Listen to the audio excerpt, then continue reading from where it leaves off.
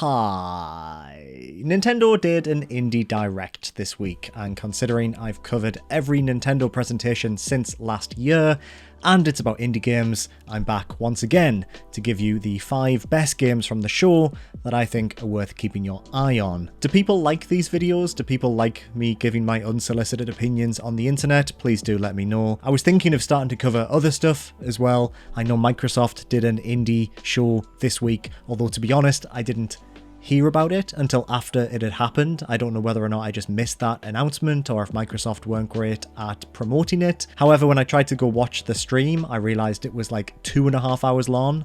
So no, I just looked up what was announced on IGN afterwards, and it turns out some good stuff was announced. We had a, I think it was a gameplay trailer for The Artful Escape, which looks really, really good, and a few other bits and pieces that I have forgotten about already. Is it called ID at Xbox? This is my problem. I can't even find the article I read an hour ago. Oh yeah, there was some Ollie Ollie stuff, Paparazzi, which looks really good. Yeah, so there was some cool stuff announced there. I just didn't feel like it was promoted in the same way as the Nintendo Indie Direct. I didn't think it was talked about as much, which is a shame. I think Nintendo have really nailed down the format of an indie presentation. Xbox are getting there, but their streams are way too long for the average consumer to just duck in and have a little watch. And PlayStation, they have some pretty incredible indie games in the lineup, things like Kena Bridge of Spirits, Goodbye Volcano High, Little Devil Inside, but they're just being too quiet about stuff. Yeah, Sony are just not doing well with indie stuff at the moment, and also it doesn't sound like they treat their indie developers very well either, so maybe there's a bit of a link between those two things. So in general, I thought the Indie Direct was really, really good. Nintendo have, to be honest, really nailed down these presentations at this point. I feel like Nintendo had a pretty rough 2020. I think they really struggled during the pandemic to get some messaging out in a way that was up to the same standards as the directs and other presentations they'd done in the years prior. We didn't really have a lot of stuff to go on, they seemed to flounder quite a lot, but this year in 2021 I think Nintendo are back up to speed. I think they had a solid plan for 2021, and these frequent directs that they've been releasing have been up to scratch. I think they've been announcing some really cool stuff, and this Indie Direct was no exception. I do wonder if we'll get another Direct before the end of the year. Kind of feels like we won't. I mean, we might get one in September for maybe some games that are coming out in the first quarter of 2022. If they were to do one next month, I think they'd probably focus on things like Metroid Dread, Advance Wars, WarioWare, games that we already know about. And I'd be very, very surprised if they have any big last-minute games to announce. Maybe the Zelda, Wind Waker, and Twilight Princess re-releases, but so close to Skyward Sword, I can't really see them doing that. I think they'll hold off until they have a quieter period, potentially next year. Depends how the pandemic has affected them, to be honest. So before we dive into my list of the 5 best games from the show, I thought I'd just do like a little bit of an honourable mentions section at the start here to talk about 2 games that I don't have a lot to say about, but I still wanted to mention. For starters, Tetris Effect Connected is coming to the Switch, which I'm really happy to see because I absolutely adore Tetris Effect.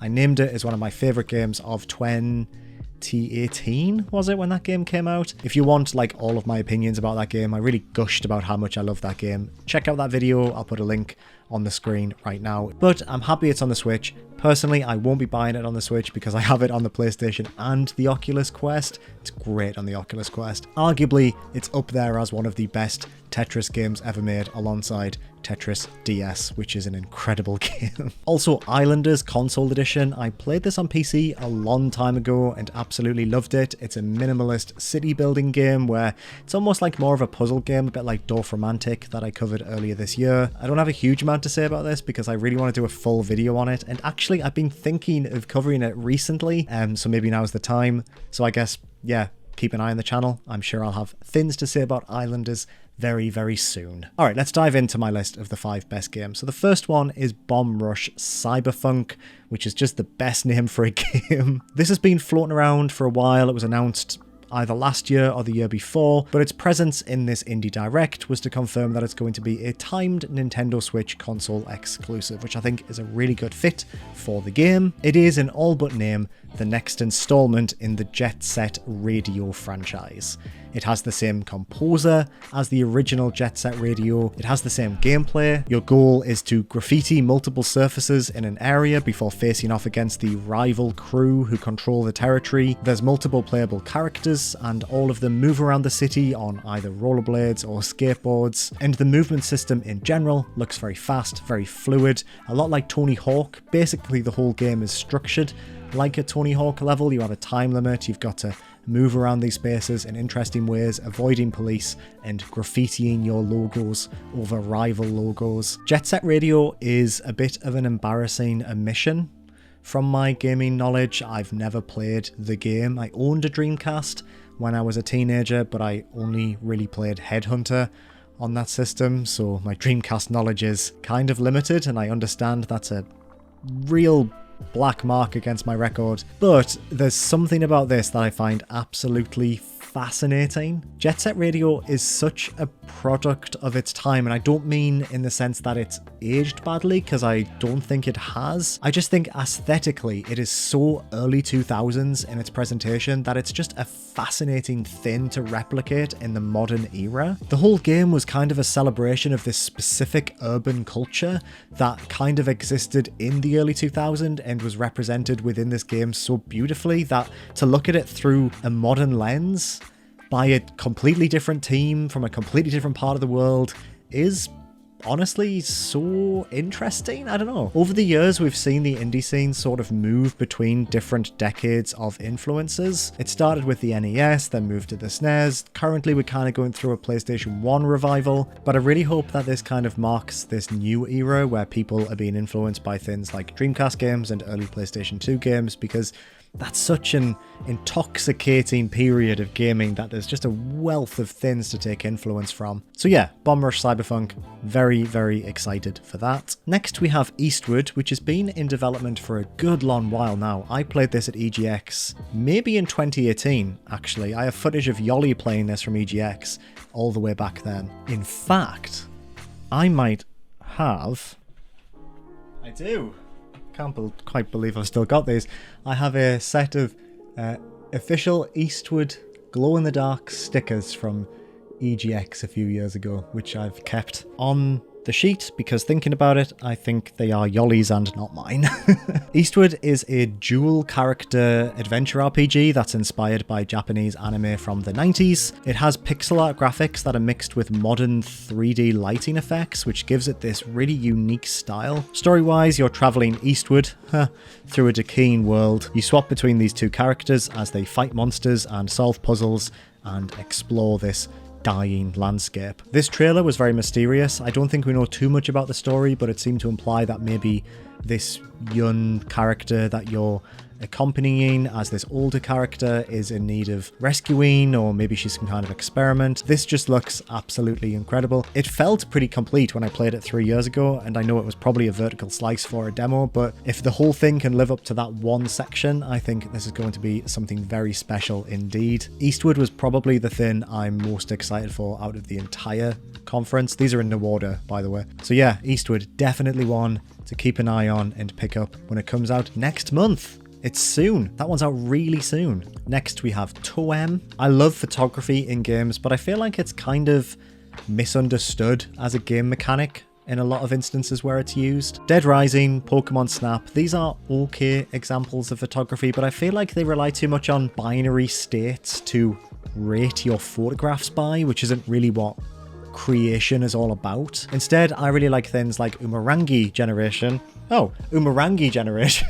which instead of rating your actual photographs, just gives you like a list of things to photograph, but then doesn't judge you on the actual way that you take the pictures. And that game used photography as a means of telling a story. It allowed you to explore places, to view them literally through your own lens. And that for me feels like what photography is all about. Toem seems to be doing something very similar, but in a very interesting way. It's an isometric game that's all in black and white, but when you whip out your camera, it swaps to first person, pulling the perspective right down and rooting you in these spaces. And it seems that it's a nice, relaxing, gentle adventure where all you're doing is trying to find characters or specific objects and taking a photograph of them. It looks really fun it looks very relaxing, and it looks to be character driven, and I have a feeling that the photography element is all about engaging with characters and learning more about them and just exploring these minimalist spaces, you know, eking out the stories within them.